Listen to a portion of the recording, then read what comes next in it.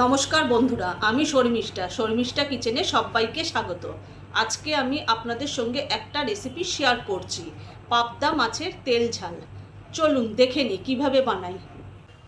পাবদা মাছের তেল ঝালের জন্য আমি এখানে 6 পিস পাবদা মাছ নিয়ে নিয়েছি, আর এখানে একটা মিডিয়াম সাইজের পেঁয়াজ আছে, এগুলোকে আমি টুকরো করে নিয়েছি। এখানে 4টে কাঁচা লঙ্কা আছে আর একটা টমেটো আছে, টমেটোগুলোকেও আমি কুচি করে নিয়েছি। এগুলো আমি মিক্সিতে পেস্ট করে নেব।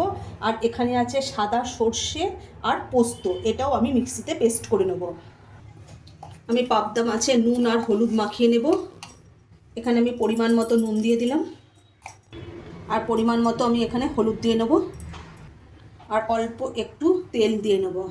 যেহেতু পাবদা মাছে কোনো আঁশ থাকে না, তার জন্য এখানে আমি একটু তেল দিয়ে মেখে নেব, নাহলে ভাজার সময় পাবদা মাছটা গায়ে ছিটবে তেল। এবার আমি হাত দিয়ে ভালোভাবে মাখিয়ে নেব নুন, হলুদ আর তেলটা মাখিয়ে নিলে তাহলে পাবদা মাছ ভাজার সময় গায়ে কোনো তেল ছিটবে না আর ফাটবেও না। নাহলে এই মাছে আঁশ নেই তো, নাহলে তেল না দিয়ে নিলে ফাটে, এগুলো গায়ে তেল ছিটবে। আমার এখানে নুন হলুদ মাখানো হয়ে গেছে। গ্যাসটা আমি ধরিয়ে দিলাম, কড়াইটা আমি বসিয়ে দিচ্ছি। কড়াইয়ের মধ্যে আমি এখানে সাদা তেল দেব, রিফাইন অয়েল। আপনারা চাইলে সর্ষের তেলও ব্যবহার করতে পারেন। তেলটা গরম হয়ে গেছে, এবার আমি মাছগুলোকে ভেজে নেব। আমি সবগুলো একবারে দেব না, আমি অল্প অল্প করে দিয়ে ভেজে নেব মাছগুলোকে। আমার একদিক ভাজা হয়ে গেছে, আমি এদিকে উল্টে দেব।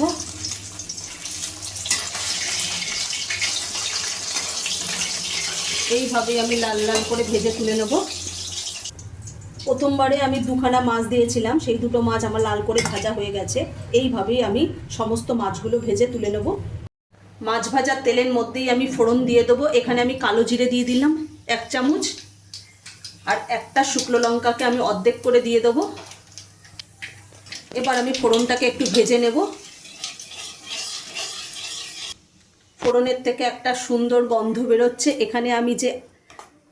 এখানে আমি পেঁয়াজ, কাঁচা লঙ্কা, টমেটোটা যে কেটে রেখে দিয়েছিলাম সেটা আমি মিক্সিতে পেস্ট করে নিয়েছি, সেটা আমি কড়াইতে দিয়ে দেবো। আমি স্বাদ মতো নুন দিয়ে দেবো। এখানে আমি কিছু মশলা দিয়ে দেবো। আমি 1 চামচ হলুদ গুঁড়ো দিয়ে দিলাম, 1/2 চামচ ধনে গুঁড়ো আর 1/2 চামচ জিরে গুঁড়ো। এবার আমি মশলাটাকে ভালোভাবে কষিয়ে নেব। মশলাটা ভালোভাবে কষানো হয়ে গেছে। এখানে আমি সাদা সর্ষে আর পোস্তটা যে আমি মিক্সিতে পেস্ট করে রেখে দিয়েছিলাম সেটা আমি দিয়ে দেবো। এবার আমি ভালোভাবে কষিয়ে নেব। আবার মশলাটা ভালোভাবে কষানো হয়ে গেছে, এখানে আমি জল দিয়ে দেবো পরিমাণ মতো। আমি আর একটু জল দেব, আমি অল্প একটু জল দিয়ে দেবো। এবার একটু ভালোভাবে নাড়িয়ে নেব। তারপরে ঝোলটা ফুটে গেলেই আমি মাছগুলো দিয়ে দেবো। ঝোলটা একদম টকবক করে ফুটে গেছে, এবার আমি মাছগুলো দিয়ে দেবো।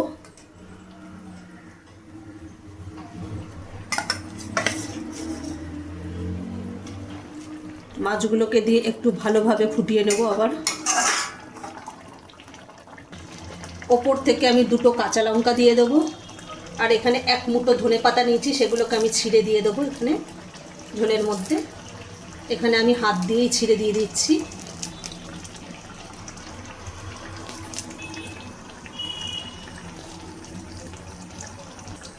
এবার আমি ভালোভাবে নাড়িয়ে নেব।